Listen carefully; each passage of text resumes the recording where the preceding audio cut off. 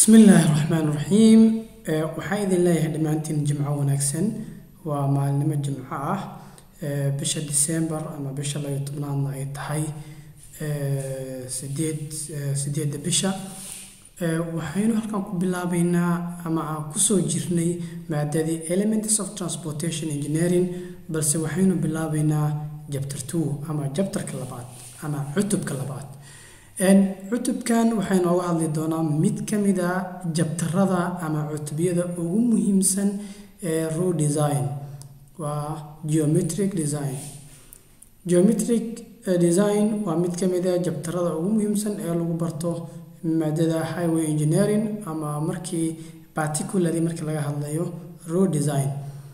haddaba jabtarkan wuxuu ka koobnaan doonaa 8 cashir oo kala duwan ama 8 qaybood wuxuu ka koobnaan doonaa 6 qaybood oo kala duwan lixdaas ayaynu focus ku saari doonaa waxaan se rajaynayaa hadduu eebbe idmo in jabtarkan hadda waxaan u baranaynaa hab basic ah ama pointska ugu muhiimsan aan ka qaadan doono balse waxaan rajaynayaa inaan ka duubi doono maaddo dhammaystiran waxaynu kaga hadli doonaa si kooban 6 qodob qodobka koowaad waxaynu eegi doonaa factors affecting geometric design faktarada saameynta ku leh geometric design waxaa kaloo aan baran doonaa classifications of roads kala duwanaanshaha wadooyinka waxaa kaloo baran doonaa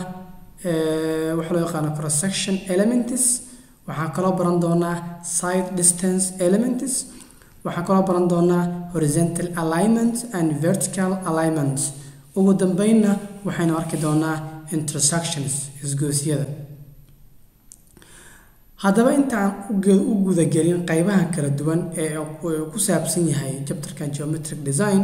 bal horta marka koobaad aan definition saarno waa maxay geometric design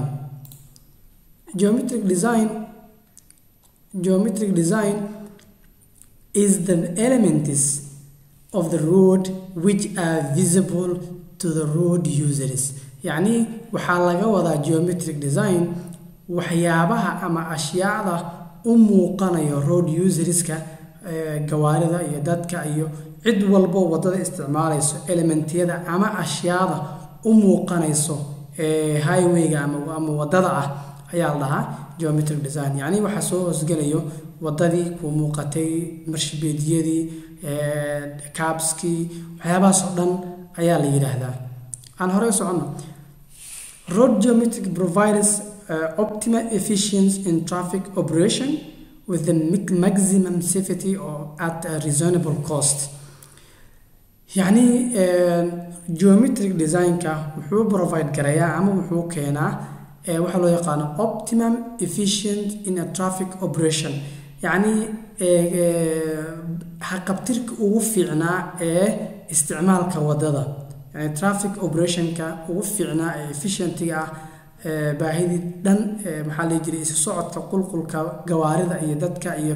dhammaan waxa wadada isticmaalayo meeshii ugu sareysay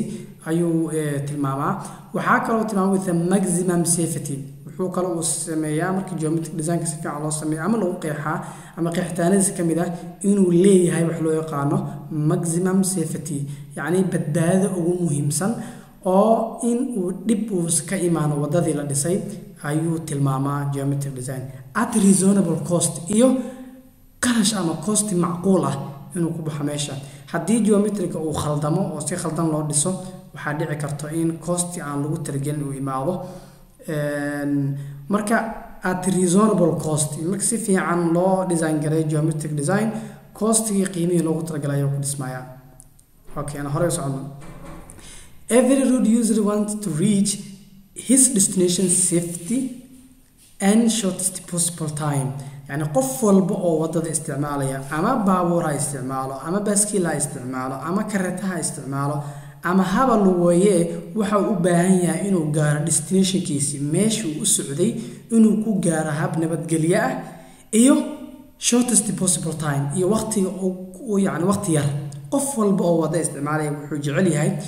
in meeshu uu rabayna si nabadgelyo uu ku gaaro waqti yarna uu ku qaato safarkaas waqti yarna uu ku qaato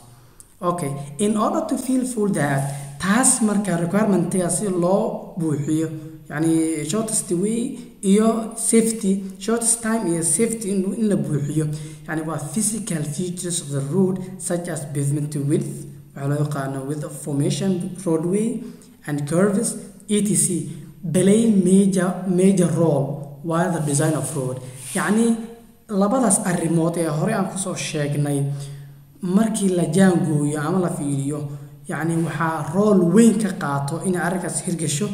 yani elementyada ama featureska ama waxyaabaha yani wadada dul saaran ee laamiga dushiisii marshibeedkii cabskii channelskii waxyaabahaas oo dhan ayaa waxay ka qaataan marka major role ayay ka qaataan yani way fududeeyaan haddii tusaale aan ku siiyo haddii wadadu carriagewaygeeda uu raf yahay oo gawaarida ayna si fiican ugu socon karin waxaa dhici karta baabuurka inuu god ka dhaco waxaa dhici karta inuu shil galo waxaa dhici karta inuu waqtigii uu daaho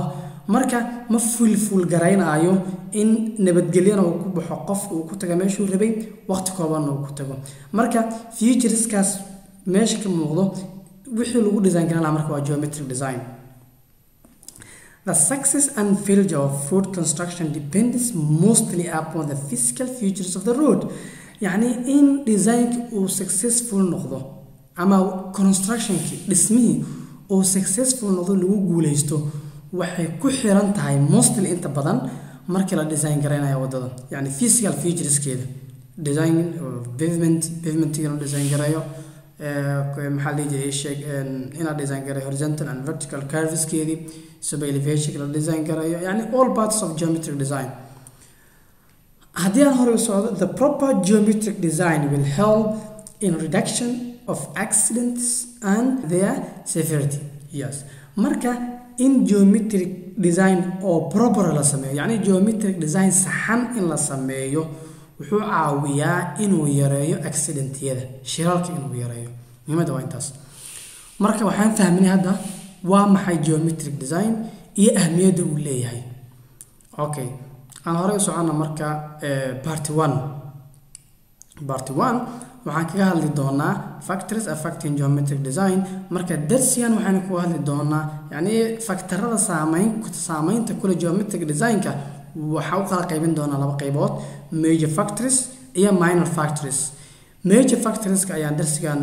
kaga taaban doonaa laba kamid ah waa labadaas insha Allah taala ku soo koobayna waxa weeye factorka koobaad waxa weeye design speed iyo kan kalatana waxa weeye topography design. marka aynu fiirno waxa loo yaqaan midka koobaad oo ah design speed. major factors affecting geometric design waxa design speed. This is very important. Design speed is a single most significant factor that affects the geometric design. يعني design speed ka in speed ka design gareeyo yani xawaaraha gawaarida ay ku socoto in la jaangooyo la naqshadeeyo laha yani la design gareeyo waa midka kaliya ee ugu muhiimsan dhammaan factorada saameeya geometric design ka. okay marka waxyaabaha saameeya maxaa kamid ah qodobadan aan guud ka saaray waa it directly affects the side distance oo tagi doona insha Allah taala side distance waxa la yiraahdo horizontal curve vertical curve sub elevation and etc. marka wuxuu saameeyaa waxa loo yaqaan side distance yani masaafada isku jirsanayaan labada baabuur ee kala horeyso ama shay ka horeeyay oo ka istaagaysid ama markaad baabuur baasaysid masaafadaas ayaa la yiraahdaa oo tagi doona iyadoo faahfaahsan overtaking design waxa loo yaqaano overtaking side distance iyo stopping side distance iyo intermediate side distance loo qaybiyaa. waxaa jira marka horizontal curve saameyn buu ku leeyahay horizontal curve ayadana baran doonaa. vertical curve ayuu saameyn ku leeyahay speed design ka. sub elevation horizontal curve waxaa la yiraahdaa curviyada sida markuu wadadii directionkeeda la bedelo wadadii directionkeeda markii la bedelo ama midig ama bidix loo leexdo ayaa waxaa la yiraahdaa horizontal curve. marka speedka wuxuu ku saameynayaa waa dareemi kartaa wadadii oo socotay gaariga xawaaraha ku socday hadduu goolad galayo yani speedku uu dhimo ku khasban yahay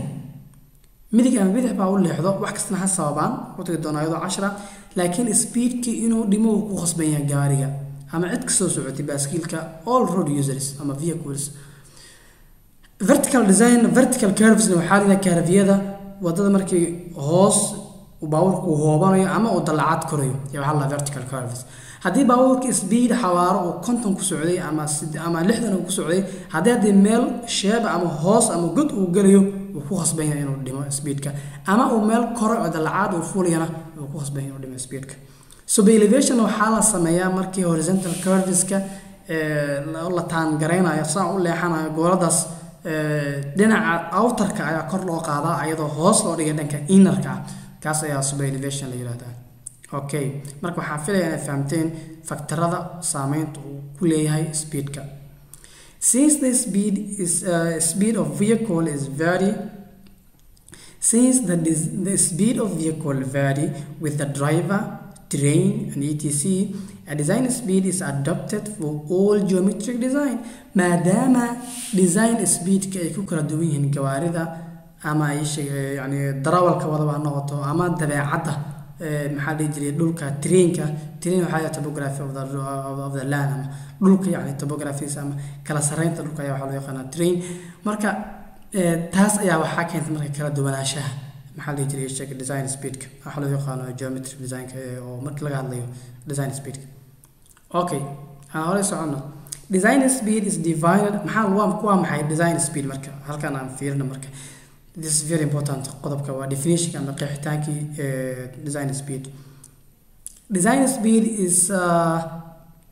design speed is divided as a highest continuous speed at which individual vehicle can travel with safety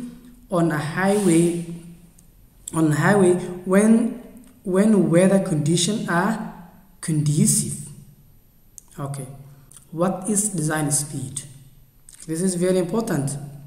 Design speed is divided as highest continuous speed at which individual vehicle can travel with safety on the highway when weather condition is conducive. يعني design speed waxaa lagu qeexaa the highest continuous speed at which the individual vehicle can travel. يعني waxaa la socodka ama xawaaraha uu ku socdo baabuurka oo continuous ah baabuur uu ku socon karo si nabadgelyo ah wadada korkeeda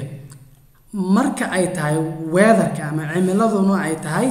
mid conducive yani healthful wada yani caadi ay tahay isan yani xilli roobaad zaa'idan aysan ahayn dabaylo zaa'idan ay socon ya waxa la conducive weather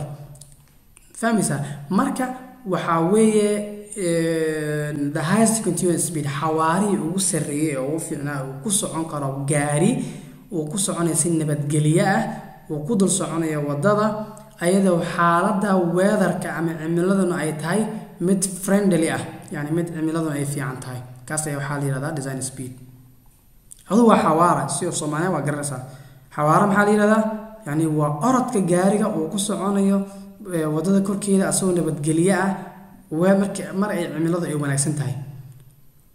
afka hooyo badan oo terminology saana ayaan u hayn marka sorry hadaan definition ka fiican u sheegi waay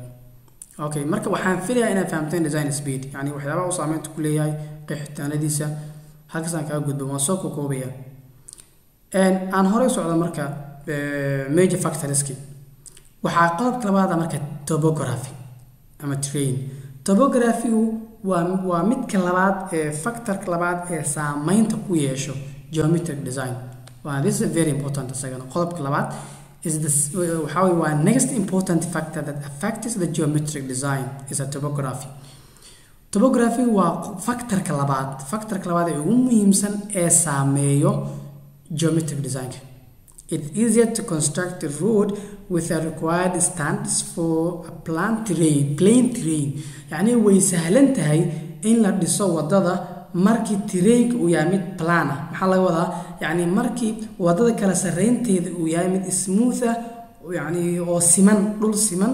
markii laga dhisayo wadadu way sahlan tahay plain terrain. However,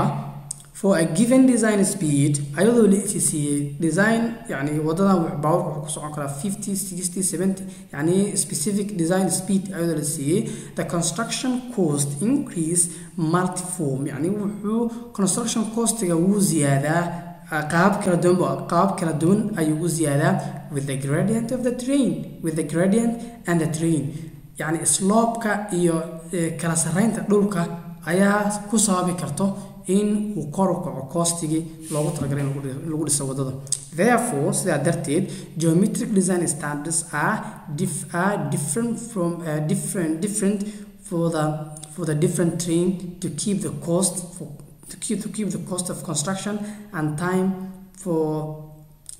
of construction under the control.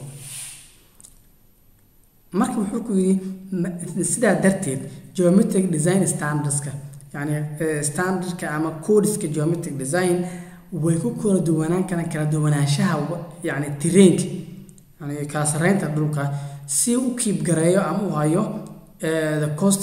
cost of construction and time yani waqtiga iyo lacagta loogu talagalay dhismaha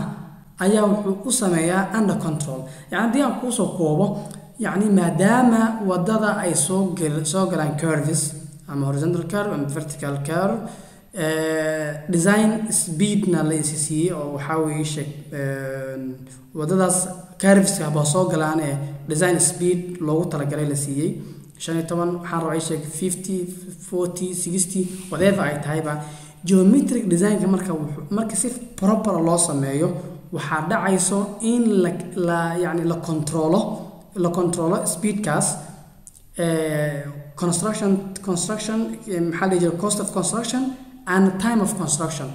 يعني maadaama wadada curves soo galeen waxaa si proper geometric design hadii la sameeyo waxaa la controlaya timeki iyo costi loogu talagalay in lagu dhiso wadada.